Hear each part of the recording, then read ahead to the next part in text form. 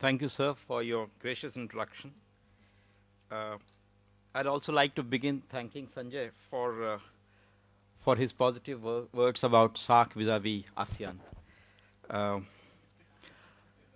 SAARC, in its 28th year, is the sole expression of South Asian regional cooperation aspirations, as reflected in an official forum.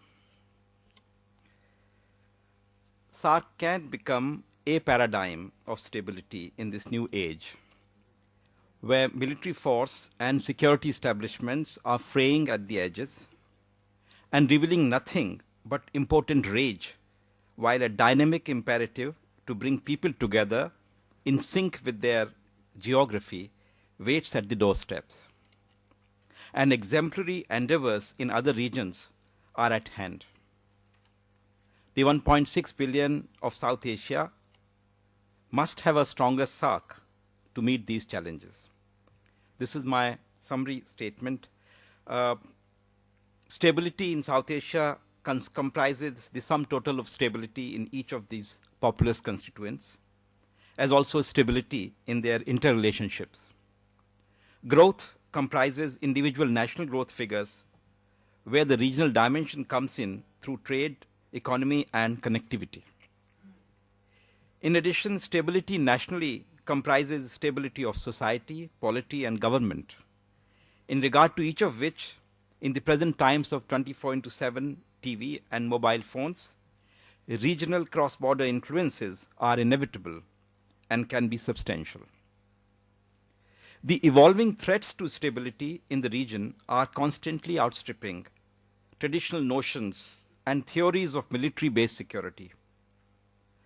And almost unbeknown to the aficionados of security and stability and the balance of power impresarios, the region has evolved, facing huge populations, mounting hundreds of millions of youth across borders, their needs for jobs, skills, and entertainment, and their vulnerability to incendiary rhetoric. SAARC stands for keeping these vast populations and the drags on virtually all indices of social development in the region in check, in getting together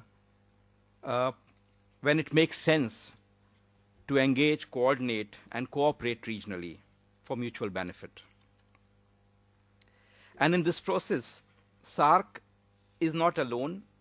It is manifestly complementary to all other tracks that pursue the same goals, including the bilateral, multilateral, and trans-regional. The unique features, I think, last 2 days, we have been through quite a bit of them. These 1.62 or 1.65 billion people, largest working age population in the world, as also 45% of the world's bottom billion. Better than average global growth rates at about 6% for the past 2 decades. Commonalities of languages, legal systems, education, bureaucratic institutions, and jurisprudence, as also dormant legacies of an infrastructure that sustained a more or less uniform economic space even a decade after independence, a space where people had reasonable freedom to seek livelihood and well-being and travel. These are clearly ingredients for regional cooperation. SAARC's progress so far has shown promise, though much of its potential remains yet to be tapped. I would, in my paper, I have quoted from the SAARC Charter just to show what the founding fathers thought and how they viewed interdependence, cooperation, and engagement as vital, and how they emphasized acceleration of economic growth, social progress, etc., for stability in the region. 15 years later, halfway through this journey so far, an eminent persons group again revisited these things, and that group said, again in 98, that the SAARC region must rediscover for itself the compelling logic underlying a process of constructive regionalism. and the countries of the region should look at their ability to fully realize the potential derived from regional cooperation in the widest possible sense. Now, over the past decade, I would just say that a number of things have been done through 17 SAARC summits, SAFTA, SATIS, SAARC Development Fund, SAARC Food Bank, SAARC Regional Standards Organization, SAARC Finance, and a broad goal of South Asian Economic Union paved by a customs union, an agreement on investment, monetary and fiscal coordination, and so forth. Now, these are promising beginnings, as also there have been promising beginnings made towards project-based cooperation under the SAARC Development Fund, including a modest but very significant project on empowerment of home-based women workers in all member states, and a slew of small starts in regard to maternal and child health, e-governance, food preservation, and productivity. Progress as regards implementation on all these, however, has been much less than desired, not much unlike everything else that South Asians do, even on urgent priorities, be that national, bilateral, or multilateral. Critical to success in this path is a desirable focus on habits of cooperation. Broadly, one can say the regional paradigm would comprise three axes, namely interactive, which is the SAARC brand, or what's in it for me, interactive engagements as in trade, economic relations, investment, and connectivity through transport, communication, and tourism, which directly benefit stakeholders. The second axis could be South Asian identity, which is best practices or what I can learn from neighbor, coordination of national actions under the rubric of social development goals, including human resource development and empowerment of disadvantaged groups, which contribute to stability.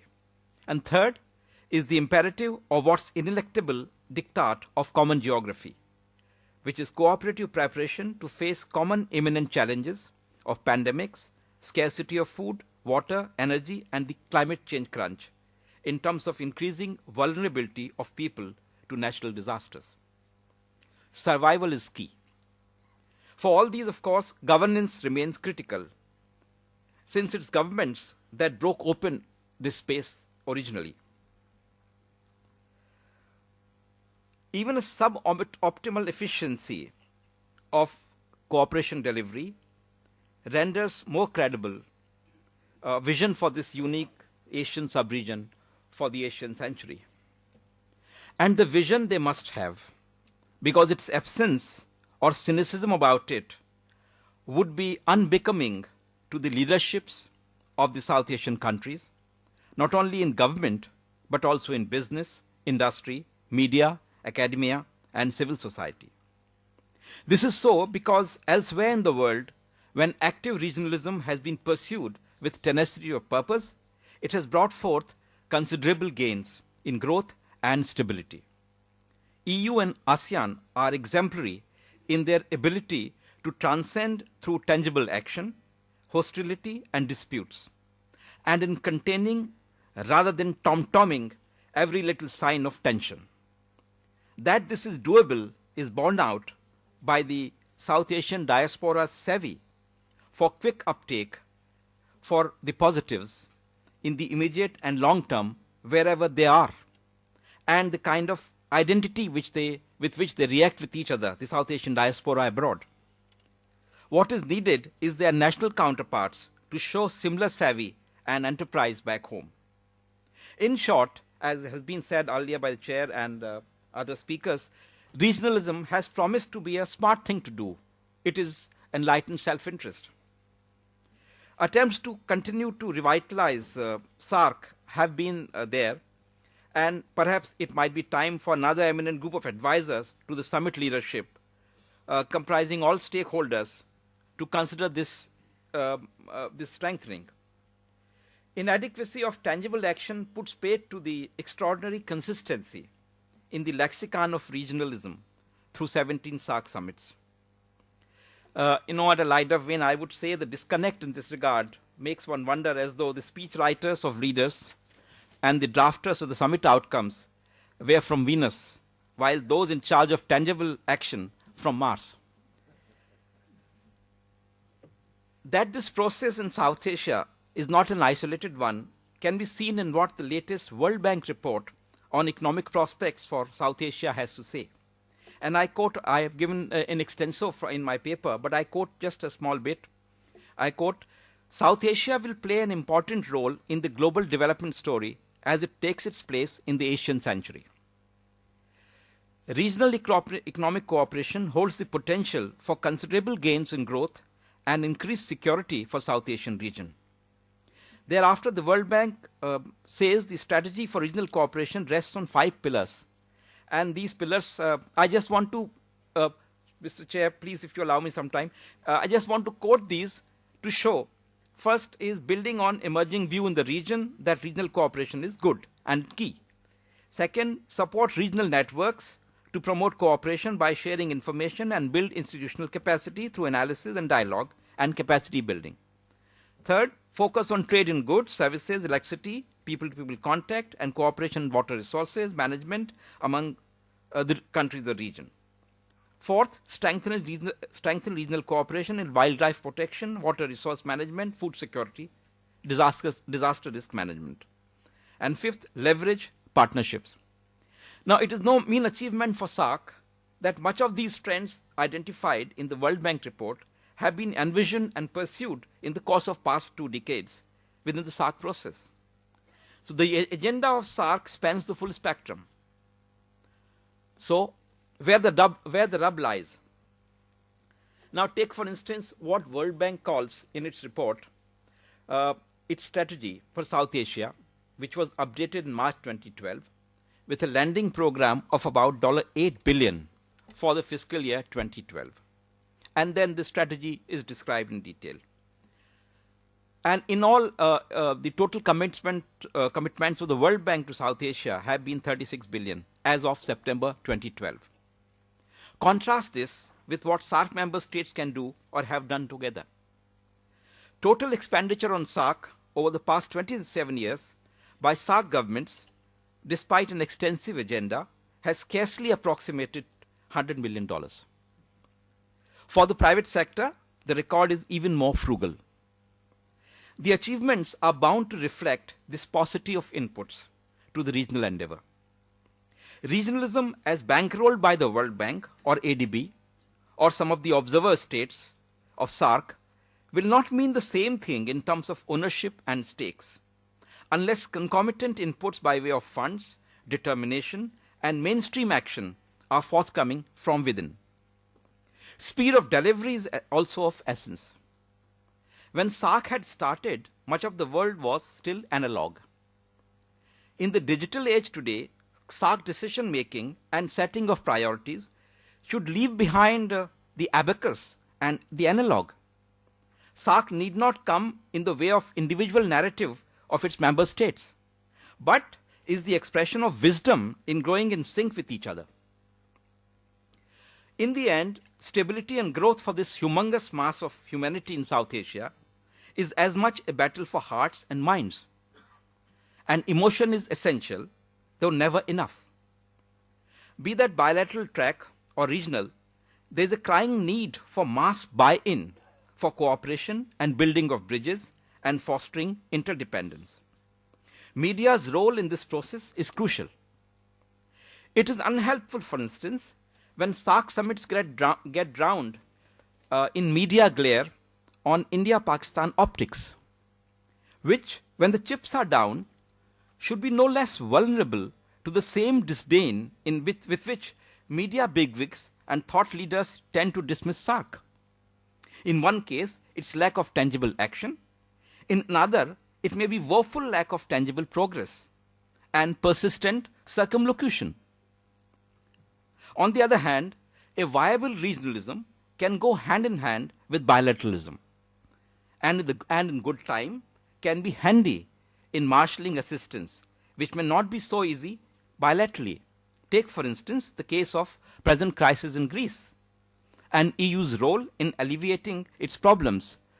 Bilaterally, it would have been very difficult for any country to force Greece to accept the austerity.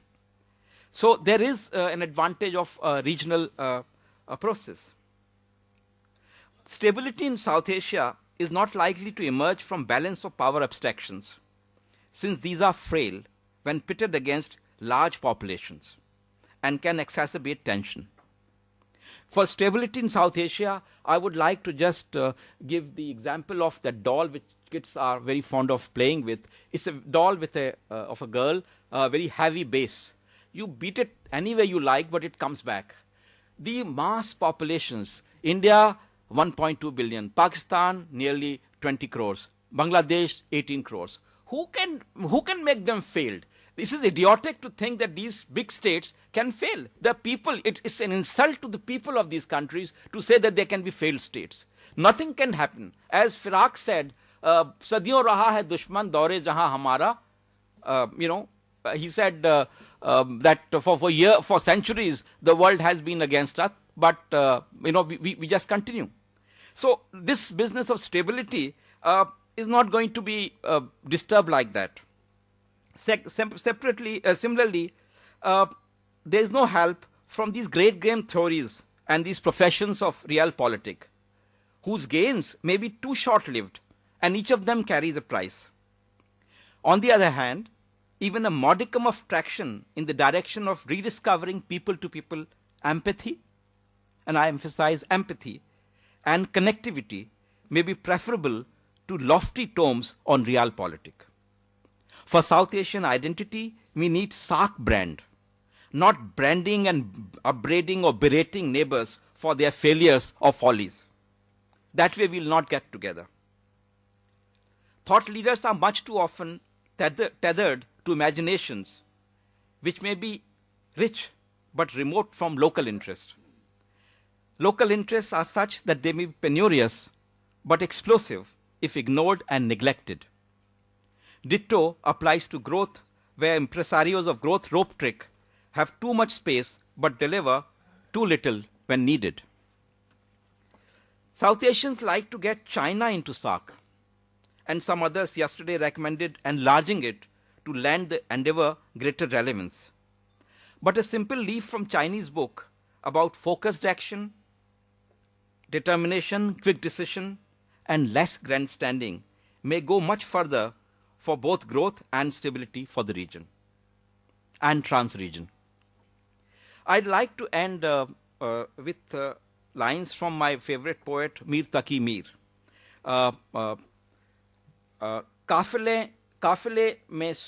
काफिले में सुबह के एक शोर है, यानी गाफिल हम चले सोता है क्या, सब्ज होती ही नहीं ये सरजमी, तुख में ख्वाहिश दिल में तू बोता है क्या.